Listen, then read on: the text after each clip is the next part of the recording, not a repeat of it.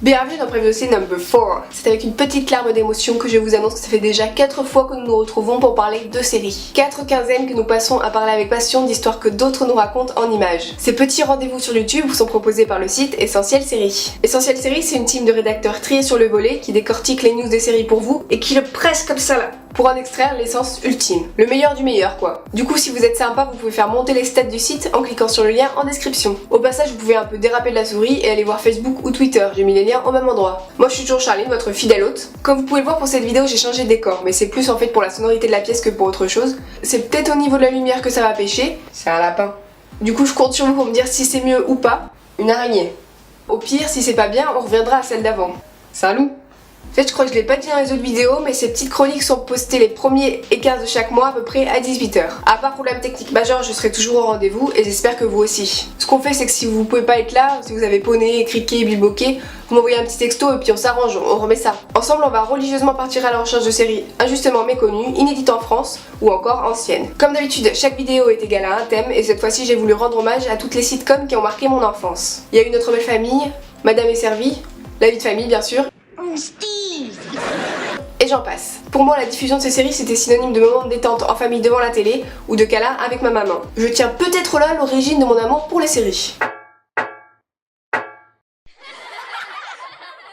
Le thème sera donc sobrement famille et crise de rire et on parlera de sitcom. Mollo mollo sur les rires enregistrés là. Attendez au moins que je dise un truc drôle. Pour rendre justice à cette 4e vidéo, j'aurais pu vous parler de 4 séries. En plus, ce parallélisme des chiffres, ça plaît bien à mon esprit un peu toqué. Mais puisque j'essaie de contrôler mes pulsions numéraires, on parlera de 3 productions aujourd'hui. On s'invite donc dans le foyer déjanté de 3 familles, les Goodman, les Harrison et les Guérin. Est-ce qu'on parle de Joséphine Ange Gardien? Bah non, désolé, je parle pas de Joséphine, peut-être la prochaine fois. Bon bah jingle alors. Non vas-y, j'en ai marre de ce jingle, on le zappe. Bah j'en sais rien moi de ce que t'en fais des 10 secondes prévues pour les jingles. On a qu'à se regarder dans le blanc des yeux. La première série du jour est Friday Night Dinner, et comme son nom l'indique très bien, ce sont les dîners du vendredi soir chez les Goodman dans leur coquette maison anglaise. Dans cette famille juive, il y a Jackie et la mère, Martin le père, Adam et Johnny les 2 grands-fils. Autour d'eux gravitent quelques personnalités récurrentes, souvent excentriques. Cette série comporte 3 saisons de 6 épisodes chacune, dont un Christmas Special.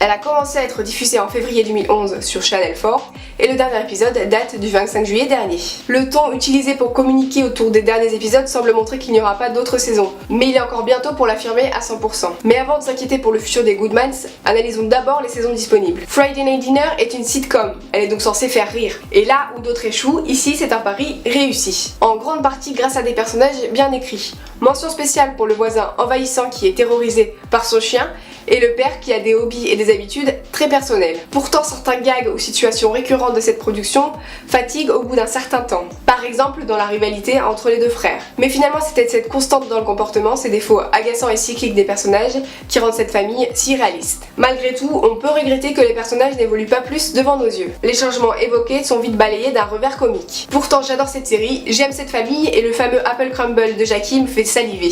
Voilà, je vous invite à vous inviter autour de la table des Goodmans et à me donner votre avis ensuite. Si vous avez déjà eu la chance de dîner avec eux, votre avis m'intéresse aussi. Je vais compter jusqu'à 3 et tu vas commenter cette vidéo.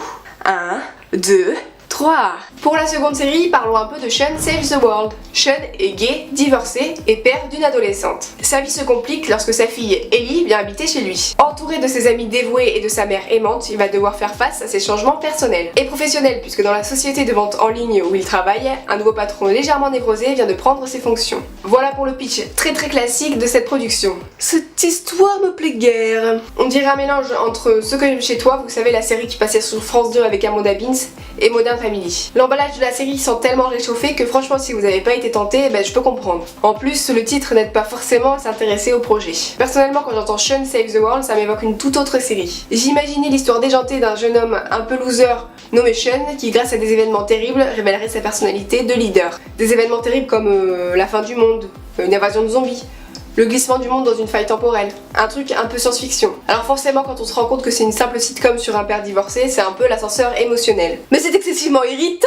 Et c'est dommage de ne pas tenter, car voilà une production qui date de la rentrée dernière, qui réunit les qualités qu'on peut attendre d'une sitcom. C'est souvent drôle, il y a des personnages atypiques, et l'homosexualité du personnage principal est traitée sans lourdeur. Du coup, c'est une spécificité qui devient un atout comique. Si on va plus loin que la fiche de présentation, cette série a donc un bon potentiel de départ. Pourtant, elle a été annulée au bout de 13 épisodes, les audiences n'ont jamais décollé. Je pense que la série a pas mal souffert de la manière dont elle a été vendue au public et de la manière dont elle a été programmée sur la chaîne NBC. Juste avant le Michael J. Fox Show, également annulé. Et puis soyons honnêtes, il est difficile de se démarquer dans le lot de sitcoms lancés chaque année par les chaînes concurrentes. Au-delà de la forme, dans le fond, le rythme de la série est parfois mal géré. Les blagues s'enchaînent peut-être un peu trop vite, sans moment de repos, de moments de sincérité qui permettent d'apprécier les mots d'esprit pourtant bien pensés. Et puis on a du mal à se projeter, à imaginer où l'histoire peut aller. Au bout de quelques épisodes, certaines intrigues tournent déjà court. Mais bon, n'empêche que 13 épisodes, c'est peu pour faire ses preuves. Beaucoup de sitcoms sont à chier dès le départ. Ton attitude va offenser Jésus. Et là, c'est pas le cas, donc c'est assez rare pour le souligner. Du coup, je voulais en parler de cette sympathique série sacrifiée sur l'autel des audiences. Rendre hommage à cette production partie trop tôt.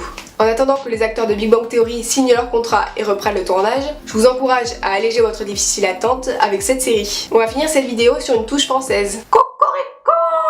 Il s'agit de la série La famille Guérin. Bon, le résumé est assez simple, ce sont les aventures de vie de cette famille composée d'une mère légèrement égocentrique, d'un père arnaqueur de première et de deux enfants qui eux sont beaucoup plus raisonnables que leurs parents. Que c'est cocasse! Cette courte série date de 2002. Il y a 6 épisodes de 22 minutes chacun qui ont été diffusés sur Canal+ en l'espace de 2 semaines. Au casting, on retrouve Valérie Bonneton et François Cluzet. Et pour continuer dans les noms connus, dans le quatuor de créateurs, il y a Benabar, de son vrai nom, Bruno Nicolini. C'est fou quand même, je ne savais rien de son passé de scénariste. Il a aussi écrit pour H. C'est malheureux, il nous invite à nous cacher sous ses draps, à manger des pizzas et nous ne connaissons rien de lui. Voilà pour cette info, sûrement inutile, mais bon, on est entre nous alors on parle de ce qu'on veut. Cette série n'est donc pas inédite en France, mais c'est de l'ancien et du passé inaperçu. Je voulais en parler premièrement parce que c'est sympa, et ensuite parce qu'apparemment ça a inspiré Fais pas ci, fais pas ça. C'est une info à prendre avec des pincettes, mais effectivement il y a beaucoup de similitudes entre les deux projets. Malheureusement, la première chose que l'on note dans cette série, ce sont les rires enregistrés. On regrette rapidement leur présence qui n'apporte rien et qui ne rattrape pas du tout certaines punchlines ratées.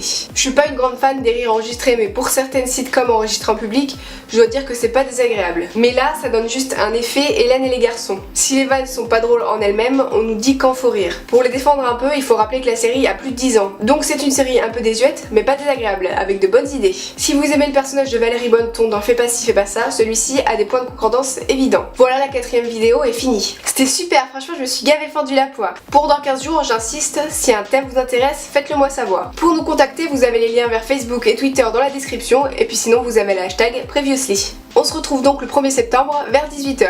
Bouh, l'été sera fini. Eh oui, ce sera la rentrée. J'arrive.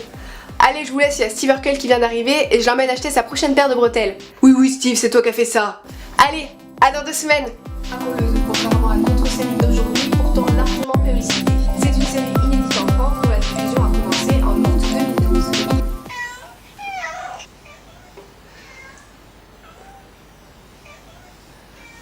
Arrête. Cats.